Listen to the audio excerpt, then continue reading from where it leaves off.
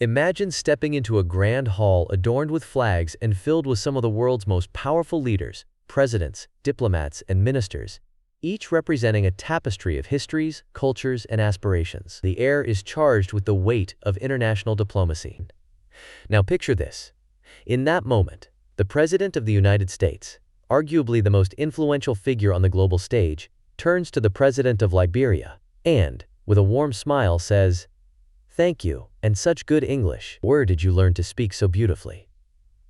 The words reverberate through the room, drawing a sudden hush. For President Joseph Boakai, whose entire life has been steeped in the English language, this is an unexpected and awkward compliment. His reply is brief, almost embarrassed, but President Trump persists, adding, "It's beautiful English. I have people at this table can't speak nearly as well." What might have been a fleeting, light-hearted remark instead becomes a moment heavy with history, misunderstanding, and the ghosts of the past. Cameras flash, pens scribble, and headlines are born. A simple comment, but one that uncovers layers of identity, memory, and the complex ways language defines us all. To truly understand why this exchange resonated so powerfully, and why it struck a nerve not just in Liberia, but across Africa and beyond, we need to take a journey through the remarkable, often misunderstood history of Liberia itself. Liberia is a nation apart within Africa.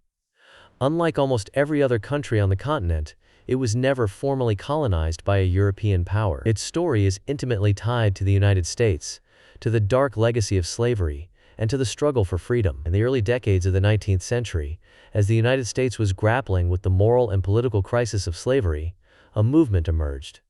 The American Colonization Society. Backed by Congress and wealthy slaveholders, this organization began a controversial project: resettling freed African American slaves on the west coast of Africa. The motives were mixed, ranging from humanitarian aspirations to deeply racist fears about the presence of free black people in America. From the year 1820 through 1867, thousands of freed black Americans, eventually known as Americo-Liberians, crossed the Atlantic and landed in what would become Liberia. In the year 1847, these settlers declared the Republic of Liberia an independent nation, the first modern republic on the African continent. Its constitution, government, and symbols echoed those of the United States, right down to the red, white, and blue flag.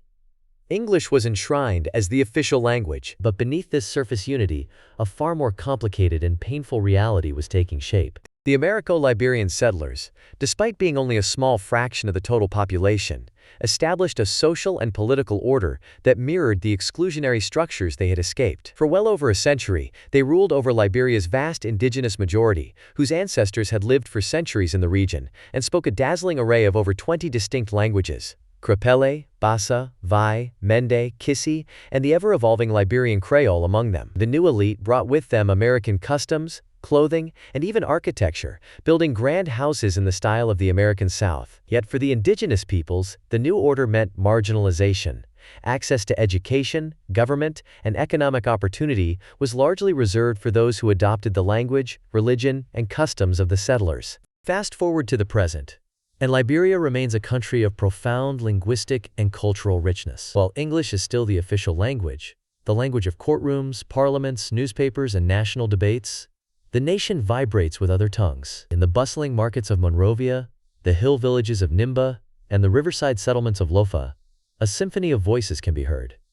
Krepele, spoken by the largest ethnic group, Bassa and Vai, which echo through the coastal regions, and Liberian Kreyol, sometimes called Kolokwa, which serves as a vital lingua franca, bridging ethnic and social divides. According to Dr. John Singler, a leading scholar of West African linguistics, Liberian Kreyol isn't just a means of communication, it is a living archive of shared experience, a symbol of resilience, adaptation, and community.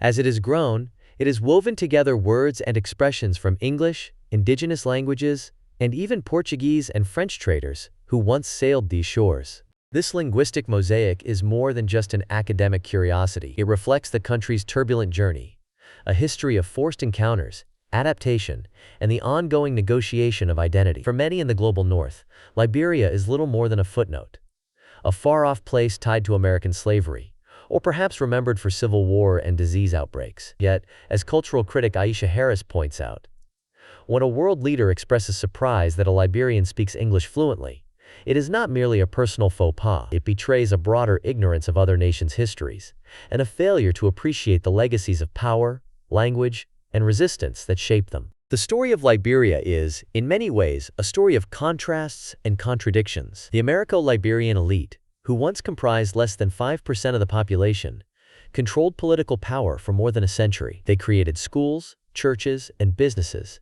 but they also perpetuated exclusion. Indigenous Liberians, who formed the overwhelming majority, were often denied meaningful participation in public life. Even as English became the key to advancement, it was also a reminder of inequalities, of doors closed and opportunities withheld. The late 20th century brought a reckoning. Political tensions, economic hardship, and deep-seated grievances erupted into two devastating civil wars, spanning from the late 1980s to the early 2000s. These conflicts shattered the social contract, claimed the lives of hundreds of thousands, and forced over 1 million people to flee their homes. Families were split, villages burned, and the very fabric of trust in institutions was torn apart. The international community watched as Liberia teetered on the brink, yet the resilience of its people shone through.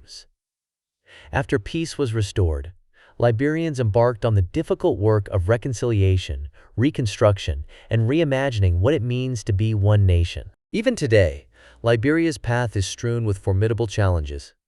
The economy remains heavily dependent on a narrow range of exports: rubber, iron ore, gold, and timber. Economic analyst Robert Guest warns, "A nation that puts all its eggs in the commodities basket is always at the mercy of global price swings. If world demand for rubber collapses, entire communities can be thrown into crisis overnight."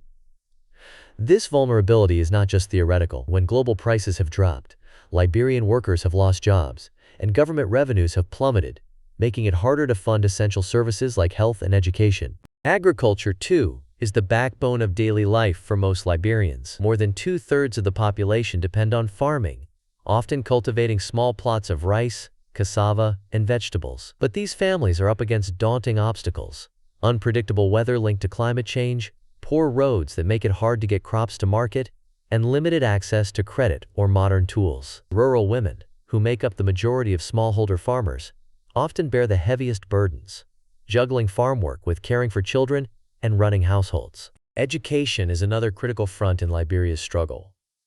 As of the year 2023, estimates suggest that just under half of Liberia's adults are functionally literate. To put it another way, out of every 10 adults, fewer than 5 can read and write well enough to handle everyday tasks. This is not just a statistic, it is a barrier to opportunity. It means that millions are excluded from formal jobs, political participation, and even the ability to navigate health or legal systems. Dr. Ibrahim al-Bakri, a respected political analyst, argues, "Without a true revolution in education, Liberia risks locking entire generations out of progress. And when corruption seeps into the education system, it erodes trust and hope for the future." Corruption is a persistent specter in Liberia's modern era. From siphoned public funds to opaque government contracts, mismanagement has long undermined development efforts and public confidence. International donors, who have poured billions of dollars into post-war reconstruction, frequently express frustration at the slow pace of reform. Yet Liberia is not alone in this struggle. Many countries emerging from conflict face similar hurdles. Social divisions, too, cast a long shadow. While the rigid Americo-Liberian dominance of yesteryear has faded, its echoes remain in politics, business, and even social interactions. Dr. Elwood Dunn, a leading historian, puts it plainly, "The shadows of the old order linger. True national unity requires not only new laws, but also a transformation in the culture of inclusion and respect." Adding to these complexities is Liberia's unique dual-currency system. Liberians use both the Liberian dollar and the United States dollar, often interchangeably. In theory, this arrangement provides stability, especially in a country where confidence in local currency is fragile. In practice, however, it creates everyday headaches. Exchange rates can fluctuate unpredictably, and prices for goods can swing from one day to the next. For ordinary Liberians, whether buying bread, paying school fees, or saving for the future, navigating this system can be confusing and stressful. Small businesses, in particular, struggle to plan or invest when the value of their earnings shifts constantly. All of these factors, history, language, economics, social structure, feed into the deeper questions exposed by President Trump's comment. Who gets to define what it means to be Liberian? How do outsiders, even those with great power, shape the world's understanding of a nation's identity and worth? And perhaps most crucial, how can Liberia move forward with dignity and hope when it is so often misunderstood by the wider world? The answers to these questions matter far beyond Liberia's borders. They speak to the challenges faced by many countries seeking to overcome the legacies of colonialism, conflict, and exclusion. As Liberia stands at a crossroads, its next chapter will be shaped not only by the choices of its leaders and people, but also by the attitudes and assumptions of the international community. Let us imagine, for a moment, a brighter future. Picture a Liberia that fully embraces its linguistic and cultural diversity. In this vision, all of the country's more than 20 indigenous languages are not only preserved, but actively celebrated. Schools and radio stations broadcast in Krepele, Bassa, Vai, and Kreyol, as well as English. Children grow up learning to read and write first in their mother tongues, gaining a strong sense of identity and belonging before mastering English and other languages. Civic life reflects the nation's true mosaic. Dr. John Singler envisions this. Language is the backbone of identity, and a nation values all its voices. It builds unity from diversity. Consider the economic possibilities as well. With targeted investment in infrastructure, Liberia could reduce its dependence on raw commodities. Roads, ports, and electricity grids could connect rural farmers with urban markets and even global buyers. Manufacturing and services could take root, offering jobs to young people and reducing the flight of talent abroad. Eco-friendly tourism, focused on Liberia's lush rainforests and unspoiled coastline, could bring in new revenue while safeguarding the environment. Technology, too, could be harnessed. Mobile banking, e-learning, and innovation hubs could empower a new generation of entrepreneurs. But as Robert Guest cautions, the road to diversification is long and full of obstacles. If world demand for rubber or iron ore suddenly collapses, the old vulnerabilities will resurface. To truly build resilience, Liberia must invest in education, health, and transparent institutions, laying the groundwork for sustainable, inclusive growth. Of course, such transformation cannot happen overnight. It requires tackling corruption head-on, a task that demands courage from both leaders and citizens. It means creating systems that reward merit, protect whistleblowers, and ensure accountability at every level of government. Only then can public trust be rebuilt, and the cycle of disappointment be broken. Healing old wounds is also essential. The divisions between Americo-Liberians and indigenous groups, between urban elites and rural communities, cannot be erased by words alone. Reconciliation requires honest dialogue, recognition of past injustices, and policies that promote shared prosperity. If any group feels permanently excluded, the risk of renewed conflict remains. Yet, history shows that Liberia is capable of remarkable reinvention. Despite its small size, the country has often played an outsized role on the world stage. In 1945, Liberia was one of the founding members of the United Nations, championing the cause of self-determination for all nations. In the early 21st century, Liberia broke new ground by electing Africa's first female head of state, Ellen Johnson Sirleaf, in the year 2005. Her leadership, though not without controversy, helped guide the country through post-war recovery and earned her the Nobel Peace Prize for her efforts to promote peace, democracy, and women's rights. Liberia's influence extends well beyond politics. Its artists, writers, and athletes have made their mark across Africa and the world. Its peacekeepers have served in troubled regions, and its diplomats have advocated for African independence and cooperation. The national motto, "The love of liberty brought us here," remains both a proud declaration and a call to action for every new generation. For outsiders, Liberia offers important lessons. First, be curious and humble. The world is filled with stories that defy easy stereotypes and headlines. Liberia is not simply a chapter in American history, nor just a backdrop for conflict. It is a vibrant nation of more than 5 million people, each with dreams, talents, and struggles. The next time you encounter news about Liberia or any country, pause to ask, what is missing from this story? Whose perspective has been overlooked? Second, recognize the profound power of language. In our globalized era, language is more than a medium of communication. It is a key to understanding, a vessel of culture, and a source of dignity. For policymakers, educators, and development partners, supporting multilingual education is not just a technical fix. It is a strategy for inclusion and empowerment. Studies consistently show that children who begin their education in their home language are more likely to succeed, remain in school, and participate confidently in society. Liberia's experience underscores this lesson for all multilingual societies, wrestling with questions of identity and belonging. Third, remember that economic progress is fundamentally about people. Sustainable development requires investing in human capital, health, education, and transparent, accountable institutions. As Liberia strives to lift its literacy rate, which, as of 2023, stands at just below half it, must prioritize teacher training, school infrastructure, and access for girls and marginalized communities. Tackling corruption is not a luxury. It is a necessity for attracting investment, building public trust, and unlocking the potential of every Liberian. Fourth, understand the enduring weight of history.